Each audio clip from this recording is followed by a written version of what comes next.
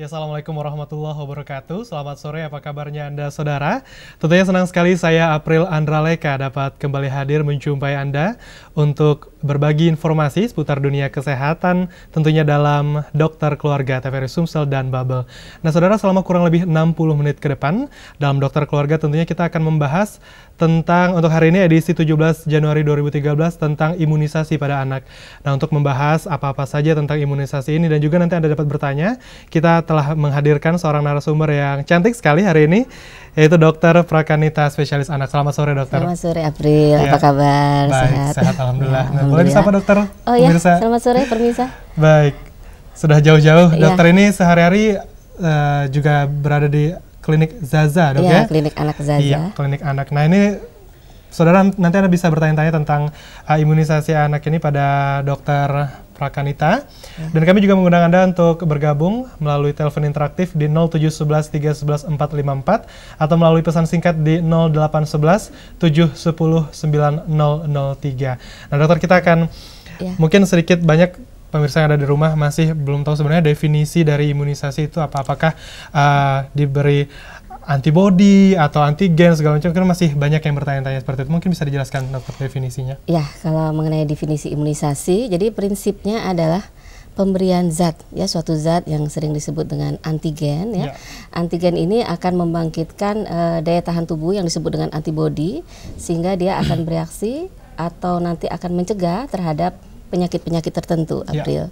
Jadi vaksin tertentu atau imunisasi tertentu hanya kebal terhadap jenis penyakit tertentu, tapi tidak untuk penyakit jadi lainnya. Memang imunisasi ini memang cukup spesifik tujuannya, benar seperti sekali itu, Dok, itu, ya? April. Nah ini, jadi kan tujuan awalnya adalah membentuk suatu antibodi seperti itu, Dok. Benar sekali. Nah berarti itu memang sangat bermanfaat sekali seperti itu, Dok. Nah seberapa besar perannya untuk kesehatan seorang anak seperti itu, Dok?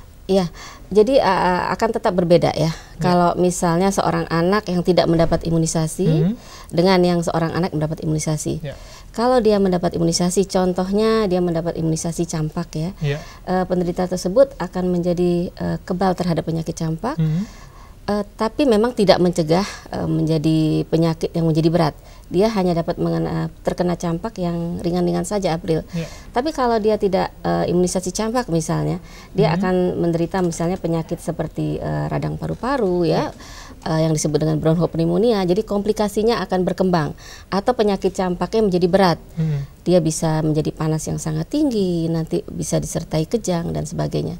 Tapi kalau mendapat imunisasi, dia masih bisa menderita penyakit tersebut, tapi hanya ringan saja dan tidak berbahaya bagi kehidupan dan tidak menyebabkan kematian gitu. Baik, begitu. Nah, untuk usia, Dok, ini kapan seorang bayi, katakanlah seperti itu, bisa diberikan untuk vaksin imunisasi ini sendiri, Dok? Jadi vaksin imunisasi sendiri ya, untuk program yang terbaru adalah program dari Ikatan Dokter Anak Indonesia. Jadi kita dokter anak sudah sepakat untuk setuju dengan program ini ya, karena ini juga bukan dari hasil yang membuat seenaknya saja atau itu ya, tapi sudah merupakan dari program nasional. Itu dimulai dari lahir ya, dari usia lahir. Jadi segera setelah lahir itu akan mendapat imunisasi yang namanya hepatitis B, kemudian dan polio. Dan selanjutnya nanti pada usia 2 bulan dia akan mendapat imunisasi BCG. Kemudian dan yang lain mungkin yang tidak ada di dalam program imunisasi pemerintah, atau ada imunisasi diare yang sekarang sedang rame ya, itu bisa diberikan pada usia mulai dari 1,5 bulan, tapi tidak diberikan lebih dari usia 5 bulan. Jadi batasnya. Nah itu bagaimana kita bisa menentukan untuk pertama itu diberikan hepatitis seperti itu, Dok, kemudian polio dan sebagainya, itu apakah memang penyakit yang sangat rentan terhadap bayi yang pertama itu adalah itu, apakah?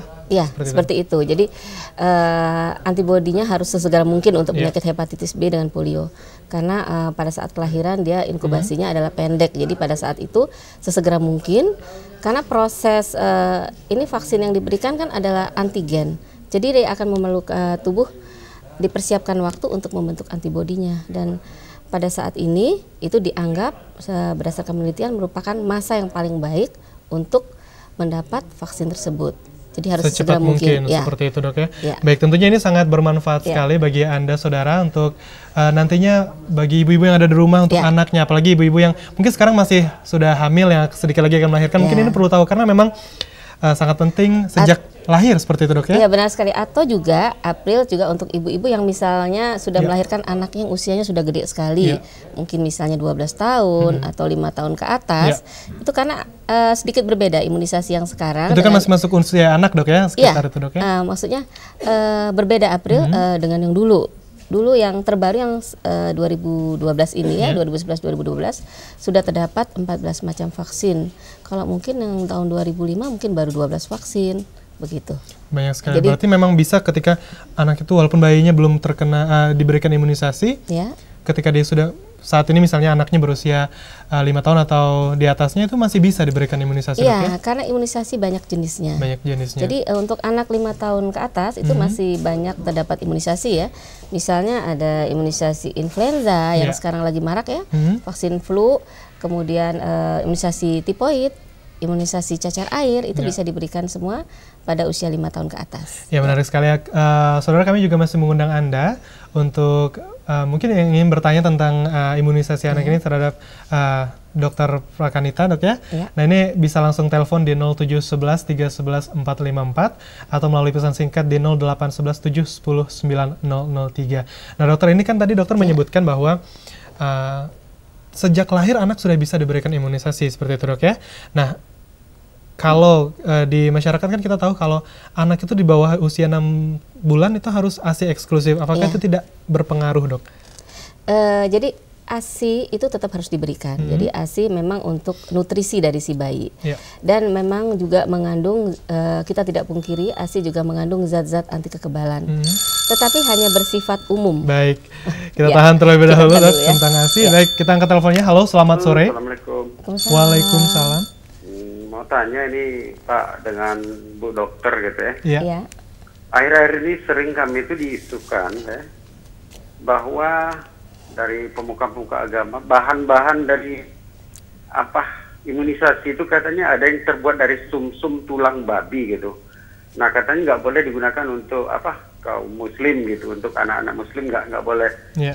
Saya ingin bertanya ini dengan Bu Dokter, apakah benar misalnya untuk polio, untuk apa itu terbuat dari bahan-bahan yang menurut syariah agama itu yang diharamkan?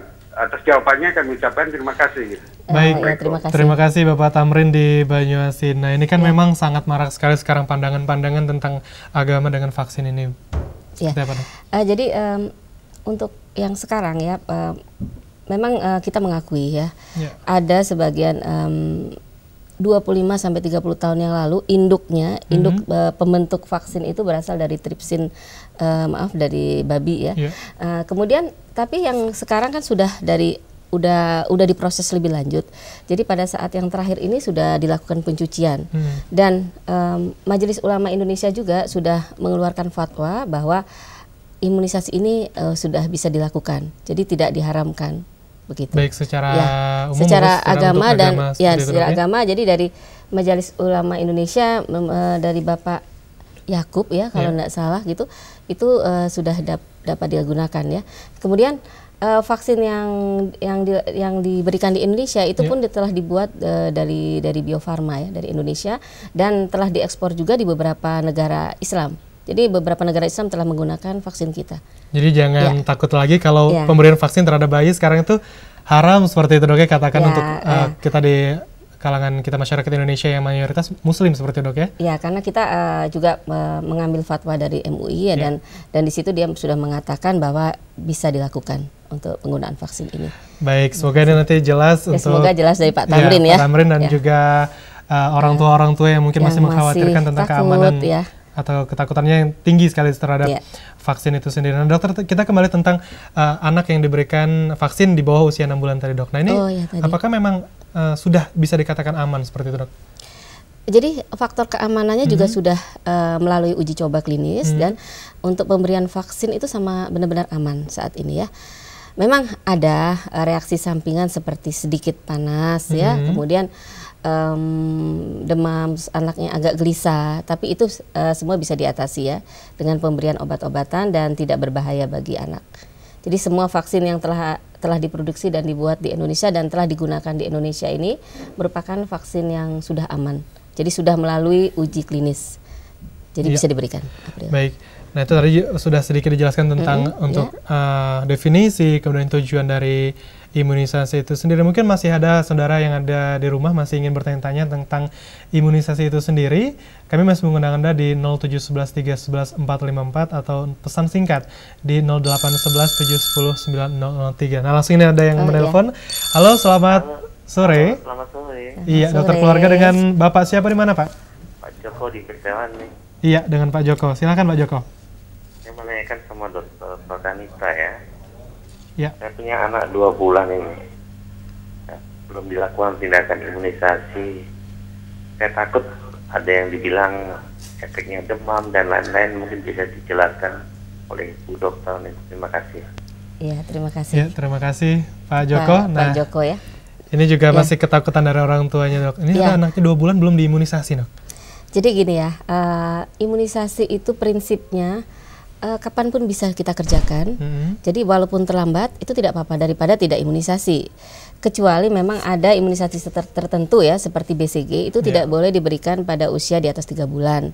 Ya, karena dianggap sudah tidak efektif. Tapi kalau yang imunisasi lain, apapun imunisasinya itu masih bisa diberikan pada usia berapapun pada saat anak tersebut datang. Jadi jangan takut untuk Pak Joko. Apalagi usia anaknya baru 2 bulan. Itu baru ketinggalan sedikit, Pak. Jadi tidak masalah. Jadi Bapak silahkan datang saja. Ya. Jadi kapanpun bisa. Segera untuk diimunisasi ya. Nah, dokter, ini kan banyak sekali orang tua yang mengkhawatirkan seperti itu kesehatan anaknya ke depan. Ada seperti Pak Joko tadi juga sudah khawatir seperti itu, karena tadi sudah dikatakan sudah bisa dilakukan sejak lahir seperti itu. Nah, sebenarnya peran keluarga sendiri setelah kita mengimunisasi seperti itu, Dok, ya? Atau peran keluarga sendiri untuk imunisasi ini seperti apa, Dok? Ya, peran imunisasi tentu saja semua dukungan ya, karena masih banyak dari pihak-pihak mungkin keluarga yang utama, keluarga inti tidak menolak mengenai imunisasi. Tapi masih juga terdapat misalnya nanti dari di luar keluarga inti, seperti misalnya misalnya dari neneknya atau dari misalnya tantenya atau yang lain-lain, itu mungkin kita dapat kompromikan ya bahwa imunisasi itu benar-benar saat ini sudah aman dan dapat dilakukan pada bayi-bayi dan tidak usah takut dengan efek-efeknya, karena efeknya hanya ringan ya, tidak berbahaya bagi kesehatan dibandingkan pasien tersebut tidak imunisasi gitu. Dan juga mungkin tergantung dengan pemberian ASI eksklusif juga untuk yang 6 bulan seperti itu, Dok, ya. Itu juga penting, Dok, ya. Ya, ASI eksklusif tetap harus diberikan karena untuk kesehatan tubuh kan tidak hanya imunisasi, tapi kita juga harus meningkatkan nutrisi yang ada pada tubuh si anak. Untuk bayi 6 bulan ke bawah benar sekali April hanya ASI yang terbaik ya, tetap ASI eksklusif. Tapi pada saat itu ASI ini hanya nutrisi dan hanya untuk kekebalan secara umum, tapi tidak spesifik terhadap penyakit tertentu. Jadi bayi 6 bulan ini tetap harus diberikan imunisasi. Mungkin nanti ada pro kontra ya. Ada yang tidak mau katanya. Karena kan banyak yang protes hanya dengan ASI saja sudah cukup seperti itu, Dok, ya. Ya, tetapi ternyata itu ada beberapa penelitian April yang dari yang kita baca itu ada di negara di Afrika ya, di Afrika. Tuh, kalau nggak salah di Nigeria, saya lupa di negaranya tepatnya. Itu ada yang menolak untuk pemberian imunisasi polio karena menganggap bayinya cukup dengan ASI dia akan kebal pada saat itu. Selama setahun di negara tersebut tidak mendapat imunisasi polio dan apa akibatnya 2-3 tahun mendatang kasus polio meningkat sekali pada daerah tersebut. Bayi-bayi yang tidak diberikan imunisasi dan hanya mendapat ASI saja. Jadi artinya ASI tidak mencegah penyakit-penyakit yang dapat dicegah dengan imunisasi. Jadi berbeda. ASI itu nutrisi, meningkatkan daya tahan tubuh, tetapi tidak spesifik untuk penyakit tertentu begitu. Baik, ini mungkin cukup menjelaskan untuk pemirsa yang masih ragu dengan imunisasi. Nah, dokter, kini kita akan jeda sejenak. Kami masih mengundang Anda untuk telepon di 0711 311 454 atau di 0811 710 9003. Saudara, dokter keluarga akan segera kembali. Para pemirsa yang terhormat, begitu banyak siaran televisi, baik itu televisi Republik Indonesia maupun televisi swasta. Banyak acara, banyak program yang ditonton oleh mulai dari orang tua sampai anak kecil. Oleh karena itu, saya menghimbau agar kita pandai-pandai memilih acara yang benar-benar sehat, baik untuk kita sendiri maupun untuk anak-anak, demi masa depan generasi muda kita. Terima kasih. Wassalamualaikum warahmatullahi wabarakatuh. Cerdasan memilih siaran radio dan televisi karena menentukan masa depan bangsa.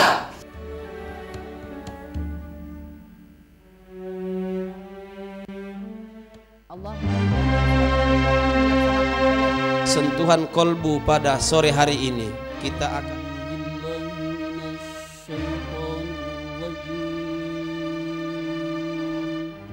orang Islam yang punya Quran, orang yang lain mempraktekkannya. Ya, Ka'bah itulah yang disebut dengan Baitullah, rumah Allah yang hari ini kita terjemahkan dengan judul Menuju Rumah Allah. Ini juga sesungguhnya Nabi kita Muhammad sallallahu alaihi wasallam.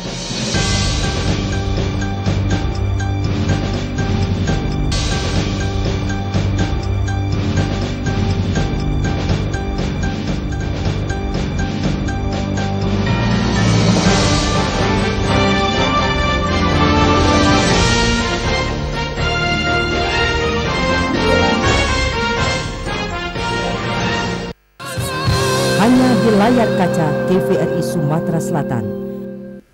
Ya, Anda masih bersama kami di Dokter Keluarga. Saudara masih bersama dengan Dokter Prakanita, spesialis anak. Kita masih membahas tentang imunisasi pada anak. Nah, ini kami juga masih mengundang Anda untuk berpartisipasi di 0711314454 atau melalui pesan singkat di 08117109003. Nah, dokter, ini kan cukup banyak seperti itu, dok, jenis-jenis dari imunisasi ini sendiri dan punya waktu-waktunya sendiri seperti itu, dok. Nah, ini sebenarnya seperti apa, dok, penjadwalan atau pemberian imunisasi itu yang baik dan benar seperti itu, dok? Iya, sebenarnya memang kita punya panduannya ya, yang program imunisasi yang disetujui oleh Ikatan Dokter Anak Indonesia, kita punya tabelnya ya.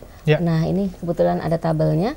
Itu kalau kita lihat jadwal yang terdapat di situ, itu ada yang pertama itu kita lihat jadwal imunisasi anak untuk usia 0 sampai 18 tahun. Jadi sampai usia 18 tahun masih mendapat imunisasi ya.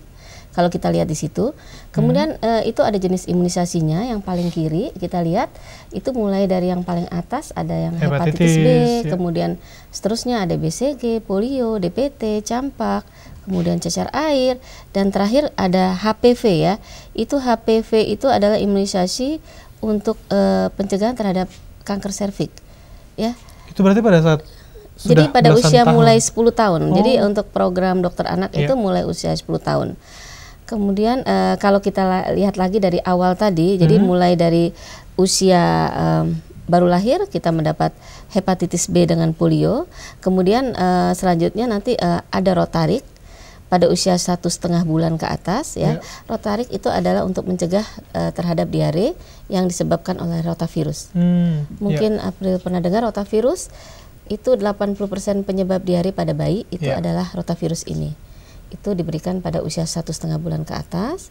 Kemudian mulai 2 bulan kita akan mendapat DPT, kemudian polio dan HIV. HIV itu adalah Haemophilus influenza tipe B. Itu adalah penyebab untuk radang otak dan radang paru-paru. Jadi kita mencegah terjadinya radang otak dan radang paru-paru dengan imunisasi HIV. Pada usia 2 bulan itu kita dapat memberikan juga imunisasi pneumokokus atau PVC. Itu juga mencegah radang otak dengan radang paru-paru. Selanjutnya ada pengulangan setiap 2 bulan sekali, DPT polio HIV setiap 2 bulan sekali sampai anak usia 6 bulan. Kemudian ada juga pneumokokus juga usia 2, 4, dan 6 bulan. Kemudian pada usia 6 bulan ada juga imunisasi hepatitis B3 ya. Dan di atas usia 6 bulan dan dilakukan selama setahun sekali, itu bisa imunisasi yang namanya influenza. Itu bisa diberikan mulai usia bayi 6 bulan ke atas. Apalagi sekarang April tahu kan marak sekali dengan flu ya. Dengan musim hujan seperti itu, Dok ya. Jadi sebagian besar pasien yang dipraktek saat ini itu mungkin sekitar 90%-nya itu flu. Batuk pilek dengan kondisi semua. badan yang panas seperti itu, Dok ya. Mungkin karena kondisi alam yang tidak mendukung ya kan, mungkin April tahu sakit itu kan tergantung lingkungan, kemudian daya tahan tubuh, nutrisi juga, nutrisi tadi ya. Dan yang bisa kita lindungi itu adalah imunisasi. Jadi vaksin itu akan mengkebalkan kita terhadap penyakit tertentu. Jadi kalau untuk saat ini memang bagus sekali untuk imunisasi influenza. Ya, baik. Ini sudah ada telepon lagi yang masuk. Halo, selamat sore. Selamat sore. Iya, selamat sore, dengan Bapak siapa, di mana, Pak? Pak Rudi. Iya, Pak Rudi, silakan Pak Rudi bertanya dengan Dokter Prakanita. Ini Bu Dokter, saya ingin tanya Bu Dokter ya. Iya, Pak Rudi. Ini tentang imunisasi pada anak. Ya. Nah, terus pada saat kita mau imunisasi, di situ kan kita ditawarkan imunisasi yang mahal atau yang bagus sama imunisasi yang standar. Ya. Nah, kadang-kadang kita pakai imunisasi yang katakan kategori yang bagus tadi, itu bukannya menambah berat kekebalan anak itu tambah bagus, tapi kenyataan yang kita dapat, anak itu malah tidak bisa menerima, malah kita ambil imunisasi anti-step yang paling bagus, malah anak kita yang kena step. Kalau kita imunisasi yang biasa-biasa saja, kemungkinan itu tidak. Bagaimana sih menjelaskannya, apa kekebalan anak tidak cukup atau bagaimana? Kalau penjelasannya. Baik. Ya. Baik, terima kasih Pak Rudi. Nah, ini Dokter Pak Rudi ini mengeluhkan memang mungkin anaknya tidak cocok seperti itu intinya. Sebenarnya imunisasi sebenarnya tidak ada yang tidak cocok ya kalau kita lihat dari kegunaan imunisasi itu. Ya, kalau bedanya antara imunisasi yang dikatakan standar atau tidak standar itu sebenarnya adalah imunisasi DPT yang disebutkan oleh Pak Rudi tadi. DPT, apa bedanya antara DPT yang standar, yang program pemerintah, kemudian ada lagi DPT yang dikatakan lebih bagus, ya, yang panasnya tidak terlalu tinggi, itu sama sebenarnya. Cuma bedanya, misalnya sama dengan mungkin air ya. Air tuh ada kalau kita minum langsung, kemudian ada yang air disuling. Beda harganya itu sebenarnya karena itu. Jadi lebih murni. Contohnya pada DPT ya, DPT tersebut, kalau yang standar yang punya pemerintah itu namanya DPWT, whole ya. Artinya whole artinya seluruh bakteri yang dilemahkan itu dimasukkan seluruh ke tubuh anaknya. Makanya pada saat itu termasuk kulitnya bakteri. Makanya pada saat itu biasanya anak akan demam lebih tinggi dibandingkan imunisasi yang telah diproses tadi. Jadi yang imunisasi yang diproses tadi, kulit bakteri itu udah dibuang, yang menimbulkan panas yang tinggi tadi dibuang. Kita ambil bakteri yang antigennya saja yang kita masukkan, begitu. Jadi prosesnya juga lebih sulit, jadi, seperti itu ya. Bedanya yang katanya harganya lebih tinggi itu karena prosesnya lebih sulit. Tapi kalau mengenai imunisasinya sama saja. Tapi memang ada beberapa hal. Kalau pasien yang sudah pernah step itu beda lagi. Sebenarnya nggak berhubungan dengan imunisasi. Tapi step itu adalah kejadian pada anak yang tidak tahan terhadap demam yang tinggi. Jadi walaupun dia tidak diimunisasi ataupun tidak diimunisasi, tidak pengaruh dari imunisasi tersebut. Jadi karena panas yang tinggi, ambang rangsang kejang terhadap kejang pada anak tersebut tidak sama dengan orang lain. Itu biasanya ada riwayat keluarga yang step, misalnya bapaknya step, ibunya step. Anaknya dengan misalnya dengan temperatur yang pada anak lain tidak step, misalnya suhu 38 derajat gitu ya. Tidak step, tapi pada anak ini step. Nah, pada anak-anak yang seperti ini, itu sebaiknya dianjurkan imunisasi yang telah diproses tadi dibandingkan imunisasi yang standar. Nah, mungkin juga kita takut panasnya yang naik tadi. Iya, mungkin juga kenapa bisa step, karena mungkin tadi diawali dengan efek samping demam tadi seperti itu, ya. Nah, itu tadi mungkin yang harus diwaspadai oleh orang tua juga. Mungkin kalau saya nggak tahu, tadi saya kurang tahu, mungkin nanti Bapak tadi mendapat imunisasi yang mana, tetapi apalagi bila diberikan yang biasa, anak tersebut akan lebih tinggi panasnya, lebih berbahaya bagi yang penderita step gitu. Seperti itu ya. Semoga Pak Rudi cukup jelas dengan jawaban dari dokter. Tapi sebenarnya imunisasi memang saat ini tidak berbahaya.